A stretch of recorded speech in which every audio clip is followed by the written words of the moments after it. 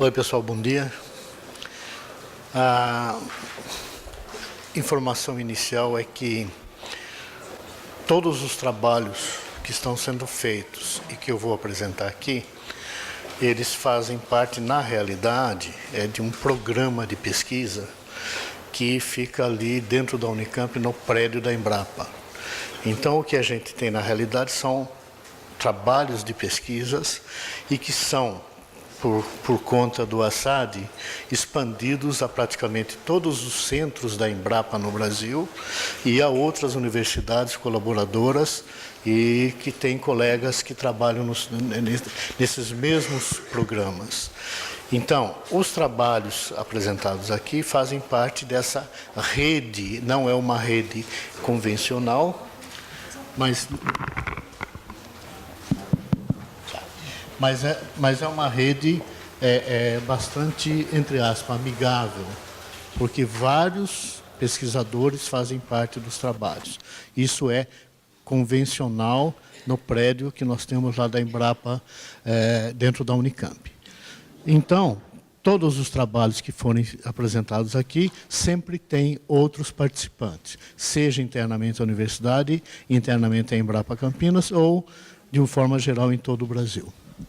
A caracterização, né, a rede agricultura, coordenação do Eduardo, principalmente, e eu na segunda fase.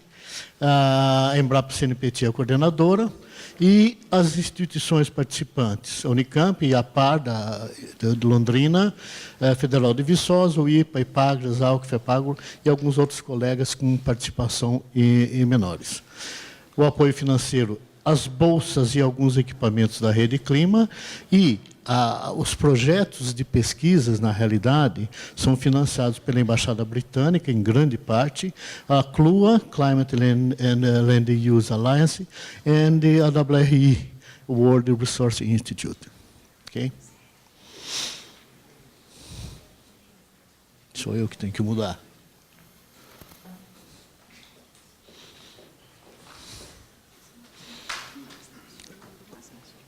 Aham. Não ficar de costas para cá, agradeço. Bem, a Subrede Clima e Agricultura, a base é um conjunto de projetos de ações de pesquisa, transferência de tecnologia. Nós não fazemos pesquisa por pesquisa para paperismo. A ideia nossa sempre é produzir uma aplicação após a pesquisa básica. Então, isso é convencional em todos os programas que nós temos. Buscar soluções através de novas tecnologias para adaptação e mitigação dos efeitos do aquecimento global na agricultura. Prioridades, anos 1 e 2, modelos numéricos para quantificar o futuro. Nós desenvolvemos, com base nos modelos do IPCC, do INPE, nós fazemos a aplicação desses modelos no futuro da agricultura brasileira. Detectar a influência de mudanças climáticas em pragas e doenças. O pessoal do meio ambiente, Embrapa Meio Ambiente, trabalha junto, nós trabalhamos junto com eles, na realidade. Avaliar a adaptação e eficiência do sistema de produção de novos cenários agrícolas, como é que as culturas podem ser adaptadas a novos cenários. Gerar e apoiar políticas públicas referentes à agricultura de baixo carbono e monitorar estoques de carbono no solo. Quer dizer, nós temos programas dentro dessas áreas todas.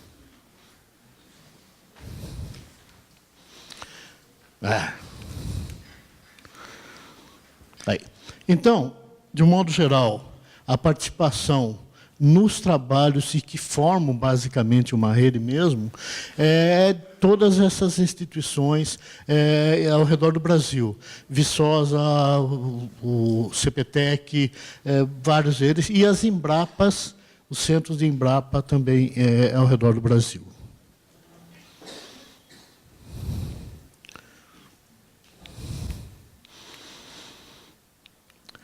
Principais experimentos em andamento. Novamente, eu insisto, aqui cada centro tem o seu experimento, mas fazem parte de uma rede que seria da própria Embrapa, junto com universidades. Tem um experimento FACE, que foi instalado na Embrapa em Jaguariúna. Esse experimento responsável é a professora Raquel Guini, e a Emília a Emília Ramada. E, para quem não sabe, o experimento FACE é um experimento que, no caso, é café, e são colocados na atmosfera seu carbono. Vão se colocando doses de carbono crescente ou num nível bem elevado para ver a resposta das plantas em função desse aumento de CO2 real em uma superfície controlada. Então, esse é um experimento FACE. Isso aqui são os plots onde tem os experimentos. E temos também 6 câmaras de crescimento que o Assad instalou praticamente em vários centros aí do Brasil, que são dedicados a plantio sob controle em casas de vegetação. Dentro da Rede Clima, os principais workshops, principalmente o Eduardo, aí o WAGMIP, né, um projeto da Columbia University, da NASA, Florida University, USDA, e a Embrapa. Isso foi em agosto de 2011. Nós temos treinamento com os modelos agrometeorológicos, são desenvolvidos ou utilizados modelos que simulam o crescimento de plantas nas condições atuais e em condições futuras. A gente aumenta, em termos de simulação, a temperatura 1 grau, vê o que acontece com o balanço hídrico, principalmente, se vai faltar água, se vai sobrar, varia o teor de chuvas, e por essas simulações a gente faz uma expectativa do que seria o futuro dessa cultura dentro das mudanças climáticas. Aqui uma segunda reunião da Rede Rede Clima e Agricultura, em agosto de 2012. E aqui também uma reunião sobre o inventário de gases de efeito estufa na agricultura. Esse foi o workshop GraceNet e o USDA Embrapa da Subrede Clima para trabalhos de estudo de carbono no solo. Bem, as bolsas da Rede Clima, aqui tem uma lista dos bolsistas, né? São 2, 4, 6, 7 bolsas inspiradas, tem uma bolsa, 2, 3, 4 bolsas vigentes. São bolsas aí ao redor basicamente do Brasil, vários centros da Embrapa. Tem mais essas bolsas, né? 7, 9, 11, 13 bolsas. E aí, hoje tem vigentes ainda, vigente. Tá? As bolsas para o nosso programa, essas bolsas são tremendamente importantes. Primeiro, na formação de pessoal. Tem dado um resultado muito grande o uso desse pessoal dentro dessas bolsas. Basicamente, os empregos estão garantidos para a maior parte deles. Eles já saem dali, eles são procurados em termos de treinamento. Bem, e aqui, aquele material inicialmente que tinha sido distribuído, nós tínhamos impressoras, o laptop, servidor, impressora. Isso aqui, a Unicamp, nós ficamos com 2 impressoras, 2 laptops, CNPTIA e assim por diante, né? Foram os equipamentos distribuídos logo no início da Rede Clima para nós. Bem, os projetos de pesquisa e mudança climática, com o apoio da Rede Clima e Agricultura. Portfólio de mudanças climáticas. Nós temos os cenários do IPCC, mudanças climáticas, cenários do IPCC, análise de tendência e monitoramento das condições ambientais. Aqui nós temos as áreas de trabalho e aqui o que está sendo feito em termos de pesquisa mesmo. Modelagem de sistemas, agroflorestais, balanço de carbono equivalente, parametrização e simulação, cenários agrícolas de mitigação e de adaptação, análise de risco e sustentabilidade, socioeconômica e ambiental. Então, isso aqui basicamente é o esquema geral dos trabalhos que estão sendo feitos. Ainda nesses projetos, nós temos o projeto de simulação de cenários agrícolas futuros, projeções das mudanças climáticas regionalizadas. O colega Jean Paulo Pellegrino é quem faz o líder desse grupo. O Climapest, que é o projeto direcionado para doenças fúngicas, etc., em agricultura, que é liderado pela Raquel Guine. Ela que é o controle daquele sistema FACE que faz essas simulações de doenças. E PECOS, fluxos e saltos, tratam do balanço de carbono em sistemas pecuários graníferos e florestais, sistemas integrados. Aí são determinadas as emissões e o armazenamento de carbono nos sistemas produtivos. A Patrícia Oliveira, a Beata Madari e a Rosana Iga são as coordenadoras desse projeto. Vejam, isso aí basicamente é uma redezinha bem consistente que nós temos aí em termos de Brasil. Tem ainda o Agrohidro, projeto de âmbito nacional, né? Agrohidro, soluções para o uso eficiente da água, impacto das mudanças climáticas e o uso agrícola das terras. Lineu Neiva Rodrigues é o líder. Ciscana, que o Fábio Mari coordena, é exatamente a modelagem da produção de cana-de-açúcar. E o Plano Nacional de Agricultura de Baixo Carbono é o suporte à tomada de decisões para a definição de políticas brasileiras. Boa parte desses trabalhos que são feitos, principalmente no esquema da Embrapa, eles são encaminhados praticamente diretamente ao governo, para tomada de decisões em nível nacional. Bem, simulação de o programa SCAF, simulação de cenários agrícolas futuras. Nós temos gestão da rede, execução e infraestrutura do projeto, e o item PC2, análise das tendências. E aqui nós temos cada um das subatividades, para grãos, para indústria, culturas frutíferas, florestais e assim forrageira e assim por diante.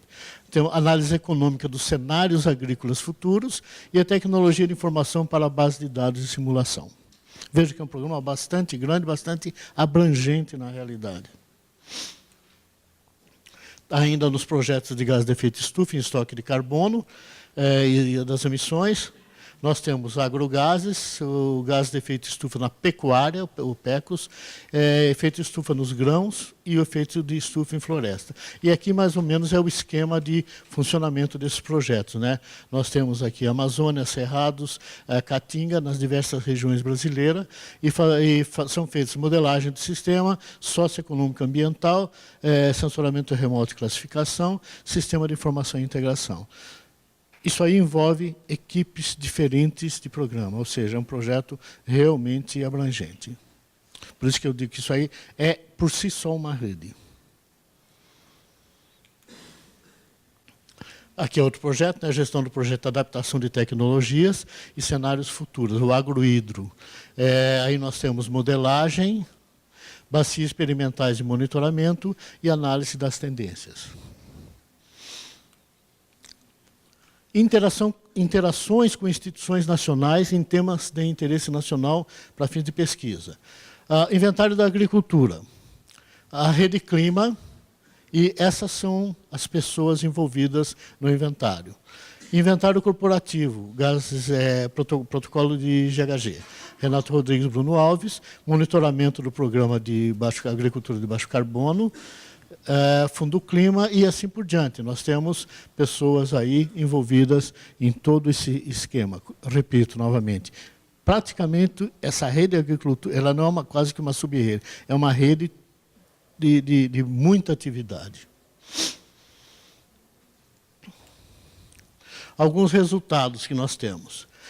Simulação de cenários agrícolas futuros. Vocês devem ter visto já, a gente tem alguns trabalhos já publicados, seja de cunho científico, de cunho de divulgação, onde a simulação dos cenários futuros para a agricultura brasileira. Normalmente, essas são as principais culturas que são feitas as simulações para 2020, 2030, 2050. Então, havendo um aumento de temperatura que interfere no balanço hídrico, considerando as chuvas, fazendo essa simulação em função da demanda climática de cada cultura, Quer dizer, se eu tiver café, eu tenho que ter regiões para o café entre 18 e 22 graus Celsius de média anual. Fora dessa janela, a cultura do café não se desenvolve. Então, deficiência hídrica tem que ser de 150 milímetros, pelo menos, durante o inverno. A gente passa essas informações para o computador e resolve o problema dizendo quais as regiões do Brasil que são de baixo risco para desenvolvimento daquela cultura. Isso aí é feito, poderia ser chamado de zoneamento de riscos climáticos. Então, a simulação de cenários agrícolas futuros tem como base essa informação. A gente faz de conta que aquela cultura ela vai se manter como ela é hoje, com tratos agrícolas do mesmo tamanho, e o que aconteceria no futuro se essa agricultura continuasse dessa maneira, sem qualquer adaptação. Posteriormente, a gente indica a adaptação. Infraestrutura, solução adotada, né? Nós temos aplicação, infraestrutura de software e infraestrutura de hardware. Eu acho que nós não podemos reclamar da falta de software, da falta de hardware. Nós temos, tranquilamente, equipamento suficiente e gente suficiente para desenvolver esses sistemas. A base de simulação dos cenários, hoje nós estamos com 19 culturas. A base de dados tem, aqui exagero de número, mais de 3.000 estações de chuvas com dados diários. Essas estações têm, no mínimo, 15 anos de dados diários. Então, é uma das melhores bases que nós temos na área de chuvas do Brasil. Nós trabalhamos com os 23 modelos globais do IPCC e 3 modelos regionais de projeção climática. Um é o PRECIS, que é da Halley Century, e 2 do INPE, que é o BRAMS e o ETA. Isso aqui é um trabalho derivado das simulações de clima futuro. É um trabalho que foi desenvolvido pelo colega nosso, Zé Rui, estatístico, onde nós aplicamos uma correção, chamado filtro de Kalman, nas simulações geradas pelos modelos. Então, nós fazemos uma correção nos modelos para fazer a adaptação indireta, não diretamente do modelo gerado, mas indiretamente corrigida pelo filtro de Kalman. Vejo que dá uma diferença razoável às vezes. Isso aqui é um último trabalho que nós fizemos em termos de simulação agricultura futuro. É um projeto que foi feito para o Banco Mundial, a pedido do Banco Mundial. Isso é o seguinte, nós pegamos dos 23 modelos do IPCC, nós selecionamos os que tinham um comportamento mais semelhantes, que eram 4 modelos, esses em cima aqui dos globais, 4 modelos globais. E pegamos 3 modelos regionais, o ETA, o BRAMS do CPTEC e o PRECIS, que é do Halley Century, e resolvemos todos esses modelos com a agricultura, aí nesse caso foram com 9 culturas agrícolas. O resultado foi alguma coisa desse tipo aqui. Vejo que é uma combinação bastante grande com todos os modelos. O que nós fizemos é o seguinte, nós pegamos os dados, o máximo problema causado pelo clima na agricultura. Pegamos o máximo problema, entre aspas, e o mínimo, ou seja, um cenário mais otimista e um cenário mais pessimista. E resolvemos para todas as 9 culturas agrícolas. Ou seja, qual é o pior caso para aquela cultura em 2020, 2030, 40, 50? E qual é o menos ruim, seguindo exatamente os 23 modelos mais 3 regionais? Ou seja, no pior caso, mesmo que seja o pior modelo, seria esse o resultado. No menos ruim, seria esse o resultado.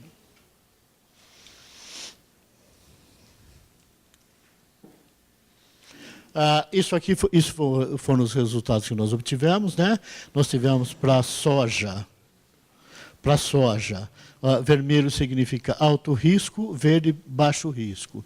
2010, no caso otimista, e 2030 no otimista. Vejam que nós temos alguns aumentos aqui, algum problema de aumento de áreas com problemas para a soja.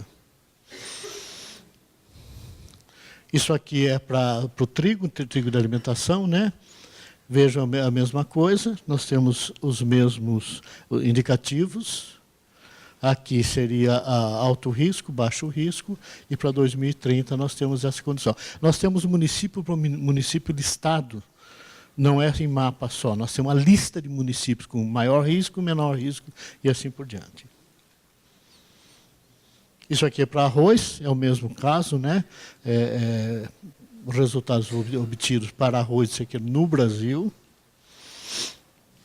E aqui é um resultado, uma tabela sintetizada, que nós temos de toda a análise que foram feitas para essas culturas. Vejam, algodão. O ano de 2010, nós temos uma área plantada de 814.696 hectares.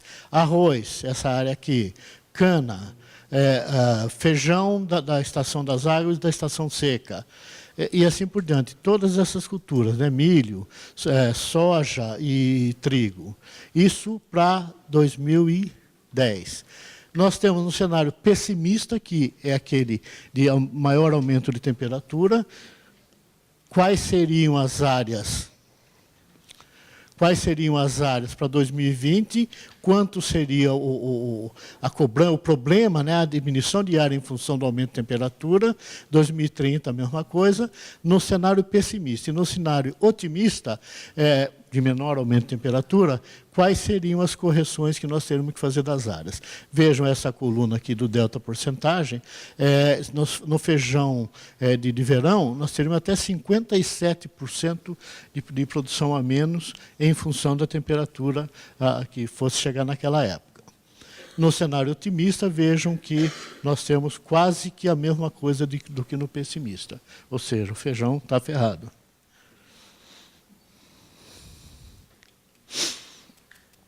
Nós temos agora alguns projetos que são financiados por outras instituições, são gerenciadas pela Fundação da Unicamp, e que fazem parte do nosso programa de pesquisa. Nós temos projetos financiados pela Embaixada Britânica, monitoramento de estoque de carbono no solo, trabalho de referência que a Embaixada financiou no caso.